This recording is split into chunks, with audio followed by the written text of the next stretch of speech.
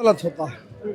जनता अपना कीमती वोट देके विधायक सांसद बनाता है और चुनाव के समय में बड़े बड़े वादे करता है, शिक्षा स्वास्थ्य की बात करता है, आपके बच्चों को सुरक्षा की बात करता है, रोजगार की बात करता है, और जीत जाने के बाद जातीय धर्म में उजड़ा रहा है। आप बताइए कि जो विद्यार्थी आत्महत्या कर लिया, उसको माता पिता को कितना पीड़ा हुआ होगा।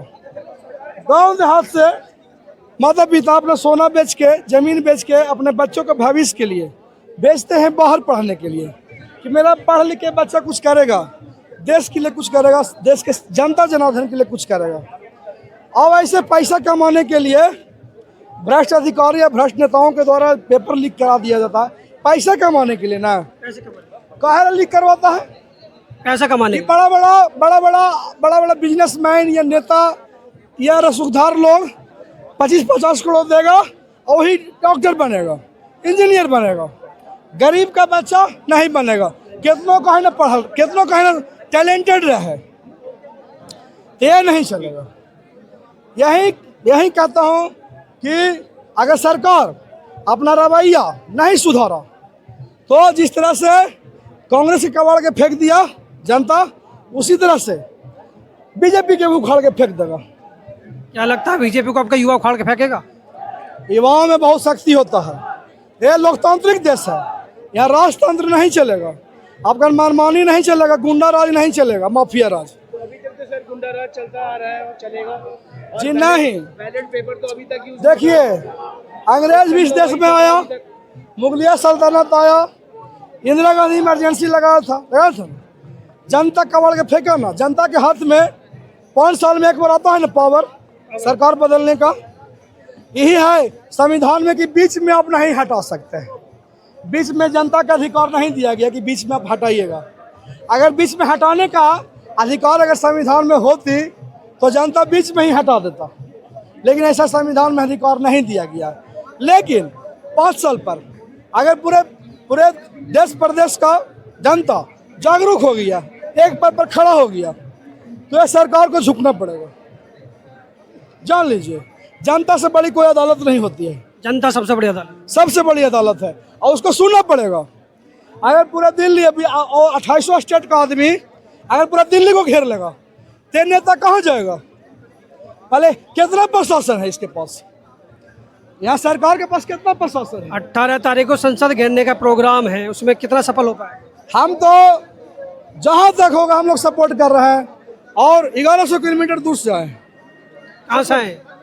ज्ञान विज्ञान और सम्मान की धरती नालंदा जिला से चल कर आया। कहाँ से? नालंदा जिला से चल कर आया, समझिए। देखिए, शिक्षा हमारा देश विश्व गुरु कहलाता है, राजतंत्र में भी और लोकतंत्र में भी, ठीक है। हमारे विद्यार्थी बच्चों के साथ, भविष्य के साथ खिलवाड़ हो रहा है। तो अगर जनता नहीं जागेगा तो कल फिर आपके बच्चों के साथ होगा खिलवाड़, फिर विद्यार्थी फांसी लगावेगा, जहर खाएगा। ये सोनम वांगचुक जी, ये जनता के युवाओं के लिए, भविष्य के लिए, शिक्षा के लिए ये 20 दिन से धरना पर बैठे हुए हैं। बताइए, ये आदमी अगर इनके साथ कुछ अगर हो जाएगा, अगर मर जाएंगे तो इनका परिवार को दुख होगा कि नहीं होगा? पूरा देश को दुख होगा। पूरा देश को दुख होगा। तो इसलिए इस चैनल, इस वीडियो के माध्यम से यही कहूँगा कि इनका मजबूत कीजिए हाथ और साथ दीजिए, आवाज़ उठाइए। जब पूरे देश का जनता जब आवाज़ उठा देगा तो सरकार को झुकना पड़ जाएगा और जनता के बात मानना पड़ेगा। इसलिए जनता को जागना बहुत जरूरी है। अरे जनता कैसे जागेगा? जनता को भटकने के लिए यहाँ पूरा आरएसएस का कैडर आ गया है, पूरा आ गया है। पूरा यहाँ पे किसी तरह इसको बंद करना चाहता है, किसी तरह इसको बंद करना चाहता है, किसी तरह इसको बंद हो जाए, इन लोग यही चाहता है। मेन मुद्दा को भटकने के लिए देखिए इन लोग यहाँ पे लड़ाई कर रहे हैं। इन लोग ये चाह रहे हैं दिल्ली पुलिस हस्तक्षेप करे, इसको दबाया जाए। ये कौन लोग हैं जो आए हैं? सब आरएसएस का कैडर है, सब आरएसएस का कैडर यहाँ पे मिला है, सब भीड़ में मिल गया है। यह प्रोटेस्ट को खत्म करने के लिए आया है। सरकार द्वारा भेजा गया है सबको, सरकार द्वारा सबको भेजा गया है, सरकार द्वारा सबको भेजा गया है। लेकिन सर क्या बोल रहा? एक सेकंड मेरी बात सुनो। आप तेजयुग न्यूज से हो ना सर? मैंने आपका चैनल देखा है। आपके चैनल को बहुत सारे लोग देखते हैं। मैं आपसे एक बात बोलना चाहूँगा, जो यहाँ सोनम वांगचुक जी बैठे हुए हैं, वो कितने दिन से बैठे हुए हैं? 18 दिन से बैठे हुए हैं ना।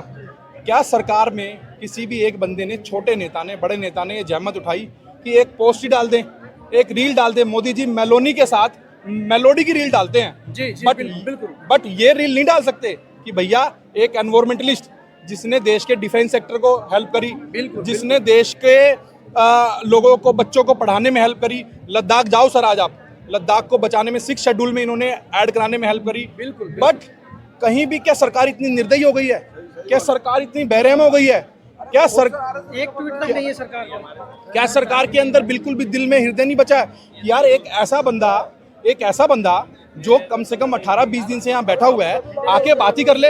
भाई इस्तीफा बाद में दे लेना, कम से कम बात तो करे, आके पूछे तो सही। देखिए हिटलर शाही चल रहा है। हाँ, ये हिटलर शाही है, ये हिटलर शाही है, शाही चल रहा है। ये नहीं, हिटलर को मत बदनाम करो यार, कहीं उनका का नाम जोड़ के हिटलर को बदनाम कर दे रहे हो भाई। रुको यार, हिटलर को मत बदनाम कर दो भाई, ठीक है? जो भी है हिटलर को क्या बदनाम कर रहे हो, थोड़ी कुछ गलत बोल रहे हो। गुलाम बनाना चाहो, गुलाम बना दिया।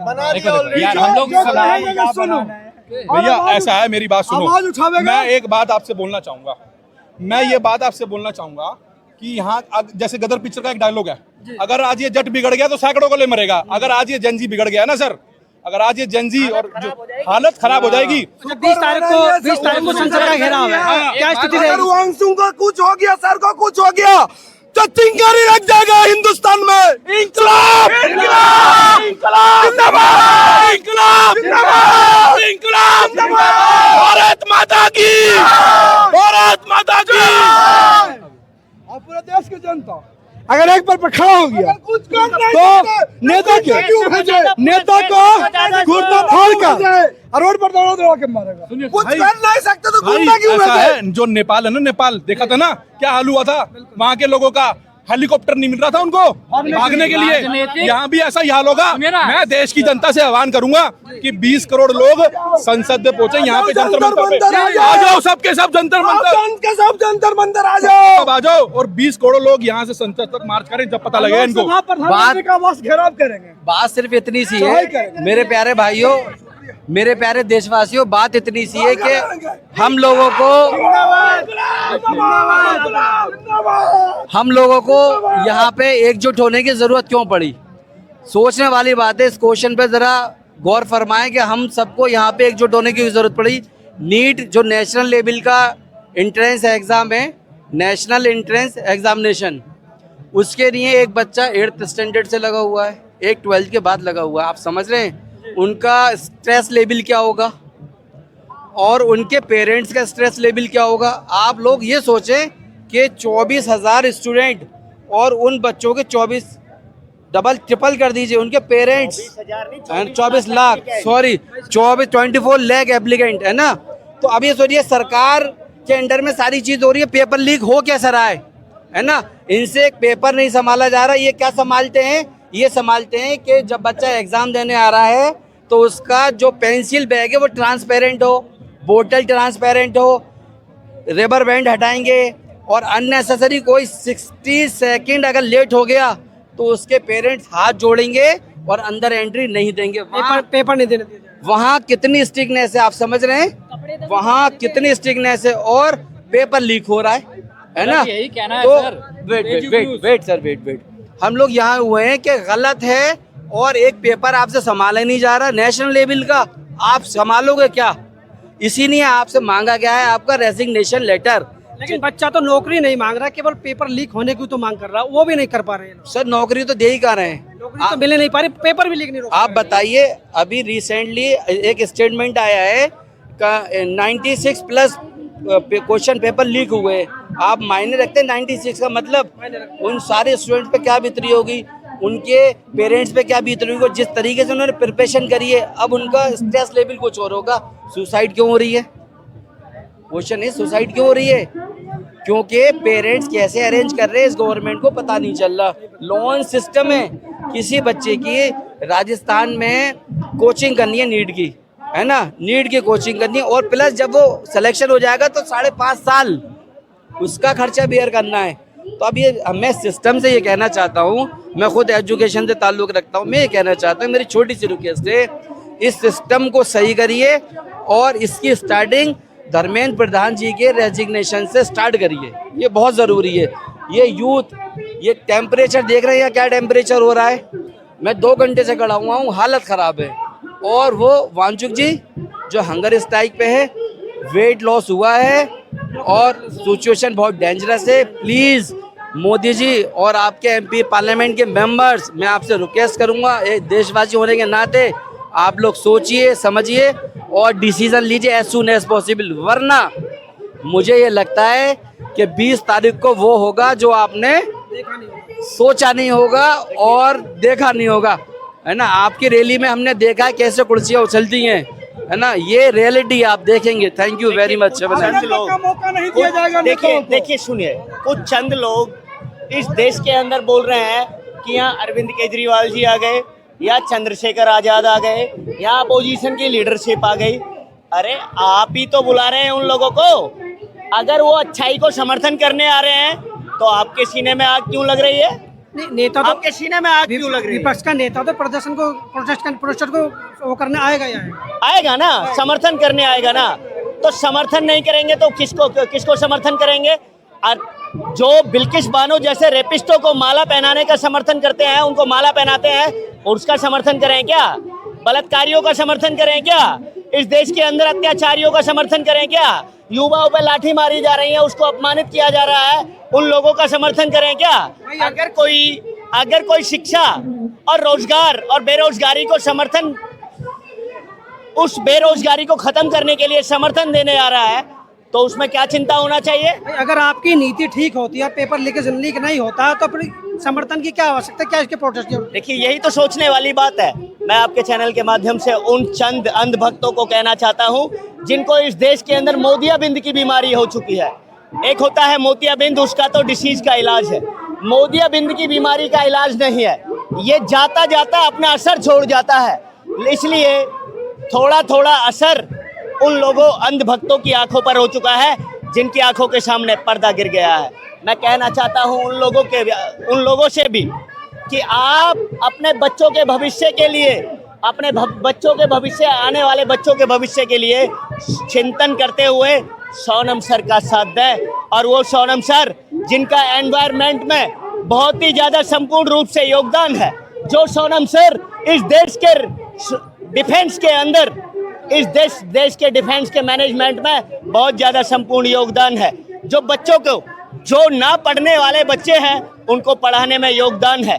ऐसे क्रांतिकारी साथी, मैं सैल्यूट करता हूं इनके जज्बों को, मैं सैल्यूट करता हूं सोनम सर की बहादुरी को, जिन्होंने इस देश के अंदर एक ऐसा जन सैलाब पैदा किया जिसकी वजह से एक क्रांति की लहर इस जंतर मंतर की धरा पर दिख रही है। और सारे देशवासियों से मेरा आह्वान है आपके चैनल के माध्यम से, इस क्रांति को बरकरार रखना है, इस क्रांति को बरकरार रखना है, क्योंकि सोनम सर का अपना खुद निजी स्वार्थ नहीं है। इस देश के भविष्य को जो प्रताड़ित करने का काम भारतीय जनता पार्टी और उनके मंत्रिमंडल द्वारा किया जा रहा है, उसको रोकने की बात है, आपके बच्चों के भविष्य को बचाने की बात है। आने वाली 20 जुलाई को अभी तो एक आह्वान हुआ है, आरएसएसवादी विचारधारा के लोगों के सीने में आग उठने लगी, ये देखने लगे, तड़पने लगे कि इनका ट्रेलर, अभी तो ट्रेलर है, पिक्चर अभी बाकी है। इसलिए मैं प्रधानमंत्री जी आपसे कहना चाहता हूं, आप अगर मेरी आवाज सुन रहे हैं या आपके कानों तक मेरी आवाज पहुंच जाए तो आप, अभी 2 दिन बाकी है, 2 दिन बाकी है, 2 दिन में अगर कोई डिसीजन लेना है तो उस भ्रष्टाचारी धर्मेंद्र प्रधान का रिजाइन करा दीजिए और ऐसा शिष्टाचार शिक्षा मंत्री उस कुर्सी पर बैठाइए जिससे इस देश के आने वाली जनरेशन का भविष्य तय होता है। केजरीवाल जी ने कहा कि सोनम वांचुक को शिक्षा मंत्री बना देना चाहिए। देखिए कितनी अच्छी बात अरविंद केजरीवाल जी ने कही, कितनी अच्छी बात अरविंद केजरीवाल जी ने कही, क्योंकि इस देश के अंदर शिक्षा सिस्टम को सुधार सकता है, एजुकेशन सिस्टम को सुधार सकता है, शिक्षा प्रणाली को सुधार सकता है, वो ऐसा ही व्यक्ति तो सुधार सकता है जो शिक्षा को लेकर चिंतन व्यक्त करता है और इस धरा पर, जंतर मंतर की धरा पर, सामने स्टेज पर 20 दिन से लगातार भूख हड़ताल करता है। ऐसा ही व्यक्ति इस देश के अंदर ये रत्न है, ये भारत रत्न है, ये गौरव है देश का। आप इसकी हालचाल पूछने नहीं आए प्रधानमंत्री जी, ना आपका मंत्रिमंडल आया। अरे मेलोडी खाने के लिए भारतीय जनता के साथ आप डिस्को डांस करते हैं, आप मेलोडी खाते हैं विदेश के अंदर जाके, मेलोडी डांस करते हैं, आप फॉरेन की ट्रिप करते हैं। क्या चल रहा है ये देश के अंदर? आज शिक्षा के नाम पर डाका डाला जा रहा है। आज आप ये बताइए कितने पेपर्स लीक हुए? 96 के अबव पेपर लीक हुए, 96 के अबव, 96 के आसपास पेपर लीक हुए। कितनी बड़ी शर्मनाक बात है। और एक पेपर देने के लिए कितने करोड़ों एप्लीकेंट होते हैं, और 96 से उसको मल्टीप्लाई करिए, गुणा करिए, कितने युवाओं का भविष्य अंधकार में डालने वाली ये भारतीय जनता पार्टी की सरकार है। इसको जवाब देने की बहुत ज्यादा सख्त जरूरत है। देखिए यहाँ कितना यूथ इकट्ठा है। लोग कह रहे थे यहाँ लोग इकट्ठे नहीं होंगे, लोग इकट्ठे नहीं होंगे। अभी तो 2 दिन बाकी है, ये संसद तक मार्च होगा। और प्रधानमंत्री जी, जब इस देश के अंदर, जब जवान की जय कहने वाले लोग इस देश के अंदर सत्ता में, उन्होंने उसके सुर में सुर नहीं मिलाया। अगर इस देश के अन्नदाता के सुर में सुर नहीं मिलाया, उस पार्टी का पतन हो चुका है, उस पार्टी का पतन हो चुका है। इसलिए मैं कहना चाहता हूं, आपको सबक लेना चाहिए। अच्छी राजनीति करिए। अच्छी राजनीति के लिए जनता ने आपको वोट दिया है। भ्रष्टाचार की राजनीति को सराहने के लिए और भ्रष्टाचार को उत्पन्न करने के लिए ऐसे मंत्रियों को भ्रष्टाचारी